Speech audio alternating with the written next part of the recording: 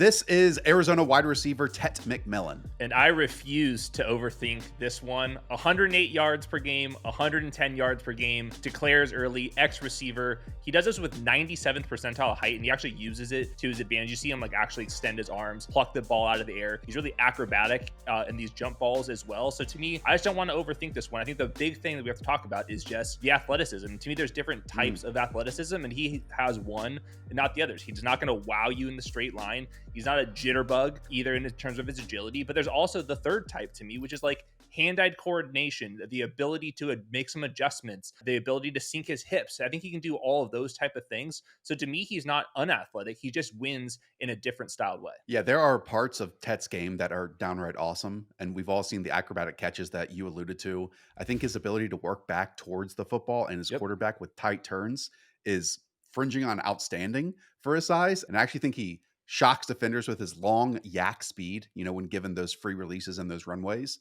But there are definitely some certain weaknesses that I think might prevent him from being, and we've seen this already, a unanimous top 10 prospect for people, despite the unbelievable production that you did discuss. And just lay the groundwork. 6'4", 219, turns 22 years old in April. The only athletic score that we have is a 4.53 40 with a 1.58 10-yard split and nothing else. So let's go through the whole profile. First time you and I are sharing notes together. What do you love? What do you like about T-Mac's game? Yeah, I just think like the back shoulder ability, the ability to come back to the ball, like you said. I think that there's plenty of one-handed grabs working over the middle. You can throw the ball to him in the red area, but it's not just to me just that he's so damn tall. Like to me, there is just something about him at the catch point just in general. And I think that there's plenty of routes, like big in-breaking routes where I think that he can work over the middle, big crossing routes too. So yeah, the speed is definitely below average. When you adjust for the weight, it's in the 59th percentile, but if it's just raw speed, it's certainly below that. And those are the pro day numbers. And obviously he chose not to do any of the other drills. So to me, it's the ball skills. Like he had a great one-handed grab against Travis Hunter. It's just in general, just having that much production. Like he was the focal point of the offense in back-to-back years. So yeah, I came to the same conclusion in general, where he doesn't have the complete crazy traits where he's for sure a top 10 overall player, like in terms of grade. But in this class, if a team looks around and does not see a bunch of blue chip talent and wants to take a top 10 selection on Tet McMillan, I totally believe in it, because it's just hard to find X receivers with this size and this ability to not just be a back shoulder specialist. I do think there's an aspect of his game over the middle where he is able to sink his hips, and that is a very hard role to find in the NFL. So that's why I think he deserves to go high. Yeah, as you all can hear, there's a bunch of different elements that we're going to unpack as we go along here. Not just our view of T-Mac, but maybe the public's perception, big drafts view of T-Mac at the same time. But again, let's continue on this evaluation. And by the way, if you're new around here, hit that subscribe button. We've got tons of prospect profiles, not just on wide receivers, but on running backs and every other group that you would like. To me, like, I know he has this X frame, and I'm not going to say these are tough to find in every single draft class, but our buddy Matt Harmon coined the phrase sacrificial X receiver, where there's almost these big bodies that fulfill this, outside singular alignment. Offenses now are not building their passing attack around these types. They're doing it with the slot guys. They're doing it with the movement guys, the explosive ones. But I agree with what you're saying. How he plays the game with his size could put him in like the top echelon of that big receiver group. But I think that's not maximizing his ability necessarily, like just to stick him out on the outside. And again, those are somewhat difficult to come by when you also match them with being really good quality receivers that help you win. But when he gets a runway, he's like so much more dynamic of a player to me in terms of his routes. Once he gets that path, he crosses over your face, catch. And then what I saw that exploded this year for him was his after catch ability. If we just go back to the 2023 season, he forced just 13 missed tackles. This year, that was up to 29 forced missed tackles. He was just so much better on like these ankle grabs, on anticipating the angle that a defender was going to take, and then creating a little bit more. And sometimes it would be not just a little bit more, but 50 plus yards of yak on top of it. So there's some all around, I think, elements of T-Mac's game that to me, I just don't want to put him on the sideline, and we'll get into it. In fact, sometimes that's his worst moments out there in the field too.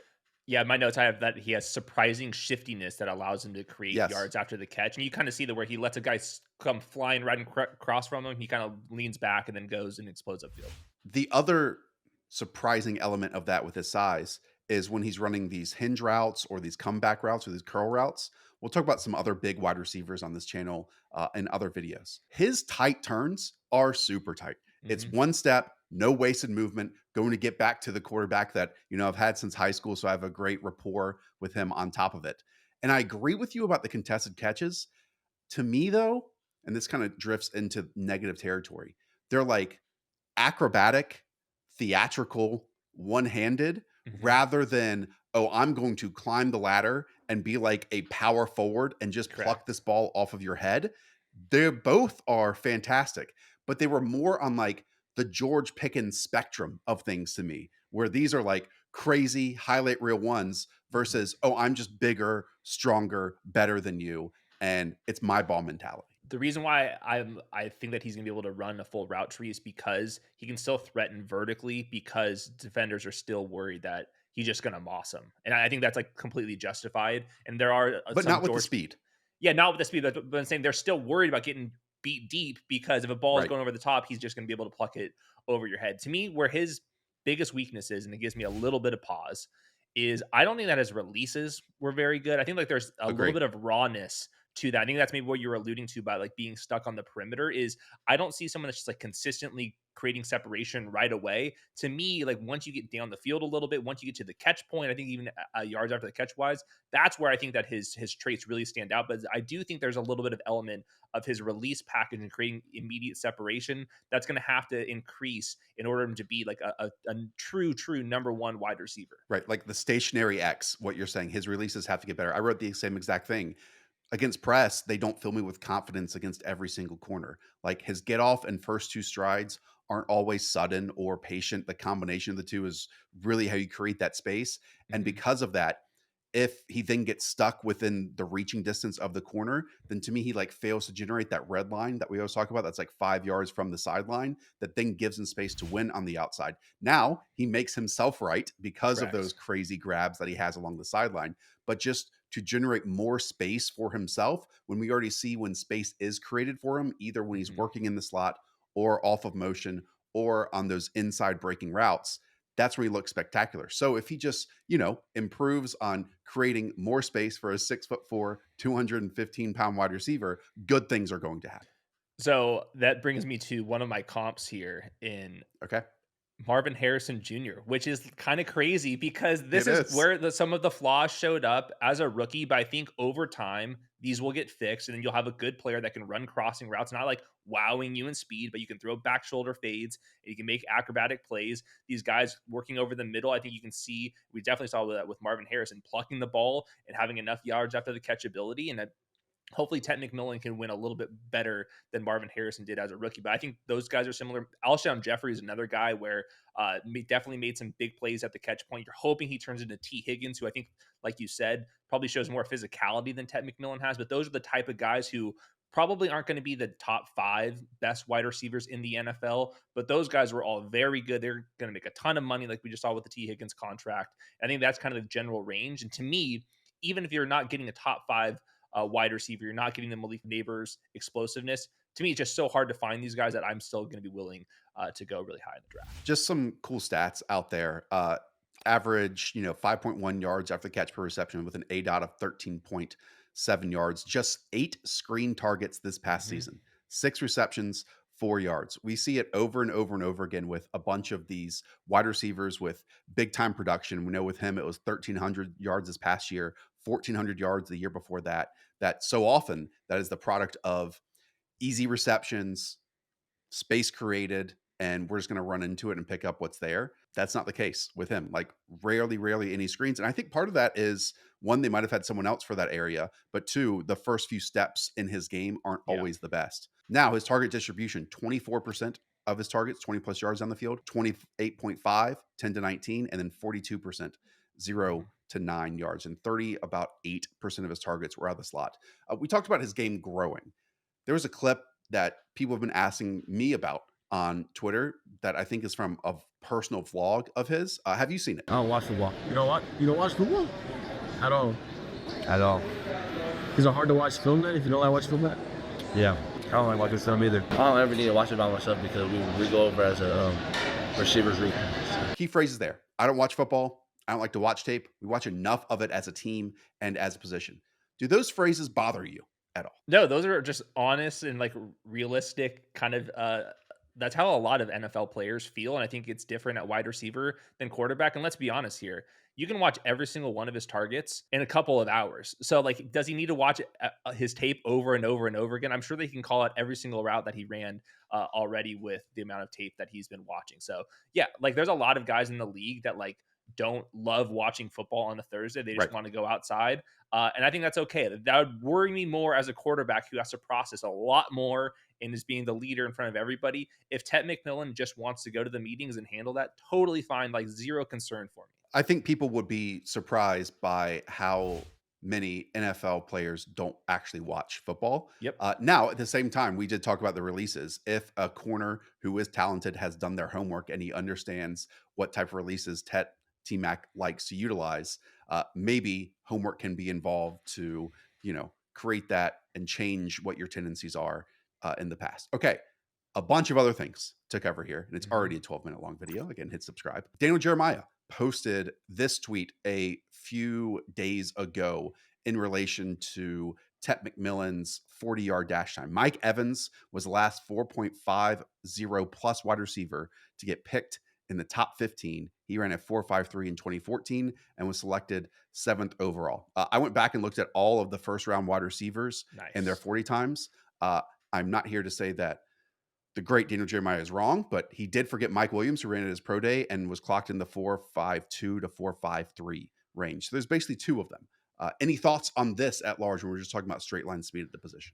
Well, I think that there's some evidence that the straight line speed gets a little bit overdrafted this high in the draft at times. And then also, not all these guys have nearly the same size as Tet McMillan does. And then there's Right. also some guys who chose not to run. And I'll mention a couple of them. Marvin Harrison, he wasn't running a 4.52. And then I would say Drake London probably wasn't running 4.52 either. So I don't think that he has to do that. And also, this draft class just generally isn't as good. There's a lack of quarterbacks that are going to go really high in the draft. I think just the lack of like defensive line blue chip talent, I think, is a little bit lackluster too. So I think there's going to be differences in this draft class versus others. But yeah, to me, the Drake London comparison, like we talked about earlier, he doesn't have the screen game, the fluidity like Drake London has. But I do see those guys like a very similar tier, and he just didn't run the 40. Yeah, Drake London is the common comparison for T-Mac right now. I don't know if I view them in exact the same way. Like Drake London, so much of his great production this year, about 50% of it in all categories, came out of the slot. And so he has moved away from being that X wide receiver, Yep. which he does sometimes. But hey, when he is in the slot, he is getting targeted, and it's going to mean good things for the Atlanta Falcons. I also think T-Mac can do that if he wants to. I don't necessarily see the same like play speed with the two or the same like physicality to their games at the exact same time. I do think that T-Mac is more of like a finesse player than Drake London, but I'm not saying that in a negative way. Both styles are able to win. Okay, another question to you. It feels like Big Draft has him lower in their rankings and in their mock drafts than everyone else. Speaking of Daniel Jeremiah, he's 16th overall, wide receiver 2 for him. Chris Sims just posted his wide receiver rankings, wide receiver 3 for him. I can go Todd McShay on through the list with either Matthew Golden, and we know about Travis Hunter at the top. Just your reaction when you see things like that. I mean, there's so many different types of wide receivers. To me, I Right. think that the speedster type is a little bit easier to find. And then I think that Tet McMillan stands out to me. So I have a mid round 1 grade, 95th percentile in my model. I think in this class, he will be a top 10 overall player on my big board just because, like the Patriots, they don't even know who they're drafting at 4th overall. There's no consensus there. Do you know why? Because there's nobody that's like dominant available right there. So if you want to put Tet McMillan there, sure. If he's going to be at the end of that tier, I also think that's okay. But like to me, like the Matthew Golden stuff, I mean, Tet McMillan doubled his yardage production like the last couple years, doubled it. So I think that'd be too rich for me. He's going to be my wide receiver 1 or wide receiver 2, depending on what we're calling Travis Hunter. So stay tuned for that video. Yeah, in this current form of Tet McMillan, no doubt in my mind, he can be a productive NFL wide receiver, and at the very least is like a wide receiver 2 on a team in terms of building a passing attack around. Now, can he get to that top part? It's kind of what we're talking about. I don't know if he has like that same vertical juice in tight coverage. Like he has trouble stacking and clearing in that area. For safeties, even when the corner has tight coverage, to like be really fearful of him over the top. Again, that can improve. He's still young.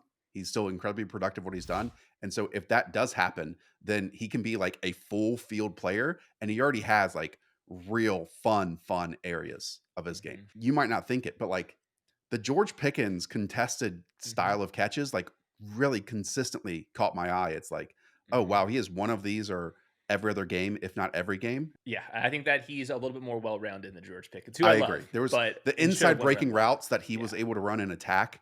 He's like a much more well-rounded version of George Pickens to me, with let's say more stability to his game. Good. That's what we're looking for here. Yeah, I don't want to overthink this one. That's the first thing I said on this episode. I do not want to overthink this.